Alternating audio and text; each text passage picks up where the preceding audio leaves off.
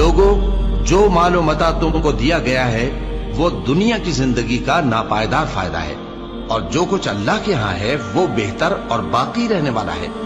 यानी उन लोगों के लिए जो ईमान लाए और अपने परवरदिगार पर भरोसा रखते हैं, और जो बड़े बड़े गुनाहों और बेहयाई के कामों से परहेज करते हैं, और जब गुस्सा आता है तो मुआफ कर देते हैं, और जो अपने परवरदिगार का फरमान कबूल करते हैं और नमाज पढ़ते हैं और अपने काम आपस के मशवरे से करते हैं, और जो माल हमने उनको अता फरमाया है उसमें से खर्च करती हैं। और जो ऐसे हैं कि जब उन पर जुल्म और ज्यादती हो तो मुनासिब तरीके से बदला भी लेती हैं, और बुराई का बदला तो उसी तरह की बुराई है, मगर जो दरगुजर करे और मामले को दुरुस्त कर दे तो उसका बदला अल्लाह के जिम्मे है।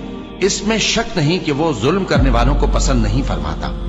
और जिस पर जुल्म हुआ हो अगर वो उसके बाद इंतकाम ले ले तो ऐसे लोगों पर कुछ इल्जाम नहीं। इल्जाम तो उन लोगों पर है जो लोगों पर जुल्म करते हैं और मुल्क में नाहक फसाद फैलाते हैं। यही लोग हैं जिनको तकलीफ देने वाला अजाब होगा।